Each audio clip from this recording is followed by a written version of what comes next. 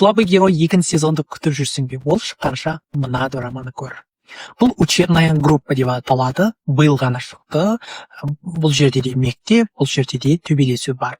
Бас кейіпкер жігіт, мен бір видеомда топастау жігіт деп айтқан едім.